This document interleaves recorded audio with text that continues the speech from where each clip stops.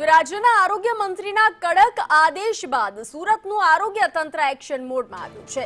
ખાસ કરીને મસાલા ભરવાની સીઝન શરૂ થતાં જ જનતાના સ્વાસ્થ્ય સાથે ચેડા કરતા ભેળસેળિયા તત્વો પર તંત્રએ ત્રાટકવાનું શરૂ કર્યું છે। સુરતના વિવિધ વિસ્તારોમાં આવેલા મસાલા વિક્રેતાઓને ત્યાં આરોગ્ય વિભાગે દરોડા પાડ્યા હતા। આ તપાસ દરમિયાન મસાલામાં ભેળસેળની આશંકાના પગલે વિવિધ પદાર્થોના નમૂના લેવામાં આવ્યા છે।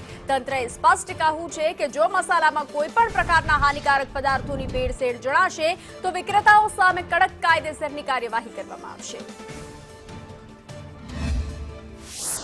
આરોગ્ય મંત્રી પ્રફુલ પાનસેરિયાના આદેશ બાદ સુરતનું આરોગ્ય તંત્ર જાગ્યું છે। ત્યારે સુરતના ઠેર ઠેર વિસ્તારોમાં દરોડા પાડવામાં આવી રહ્યા છે। ત્યારે અત્યારે સુરતના ગોધો રોડ પર જે મસાલા જે ભરવામાં આવે છે, મસાલાની જે ફેક્ટરીઓ છે ત્યાં આગળ દરોડા પાડવામાં આવ્યા છે। જોઈ શકાય છે કે હાલ છે તે સુરતીવાસીઓ છે તે મસાલા છે તે સ્ટોર કરતા હોય છે। મસાલા ભરવાની આ સિઝન છે તેની અંદર કેટલાક ભેળસેળિયાઓ છે તે ભેળસેળ કરતા હોય છે અને કલર મિક્સિંગ કરતા હોય છે, કેમિકલ મિક્સિંગ કરતા હોય છે અને લોકોના આરોગ્ય સાથે ચેડા કરતા હોય છે। આવા તત્વોને પકડવા માટે સુરત મહાનગરપાલિકાનું આરોગ્ય તંત્ર છે તે હરકતમાં આવ્યું છે અને સુરતના અલગ અલગ ક્ષેત્રોમાંથી જે કહેવાય કે મસાલાના નમૂનાઓ છે તે લેવામાં આવી રહ્યા છે। સાહેબ, કઈ રીતના કાર્યવાહી અત્યારે અને સાના નમૂના લેવામાં આવી રહ્યા છે અને નમૂના રિપોર્ટ આવ્યા બાદ કઈ રીતની કાર્યવાહી? સુરત મહાનગરપાલિકાના ફૂડ વિભાગ દ્વારા અલગ અલગ જગ્યાએ અલગ અલગ ઝોનમાં માંડવામાંથી મસાલાના નમૂના લેવાની કાર્યવાહી કરવામાં આવી છે।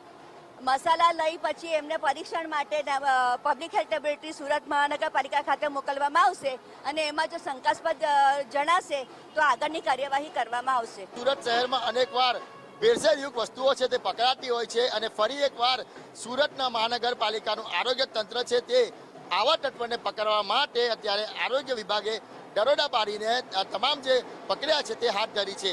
કેમેરા પર્સન અજીત પટેલ સાથે મનીષ પરમાર, સંદેશ ન્યૂઝ।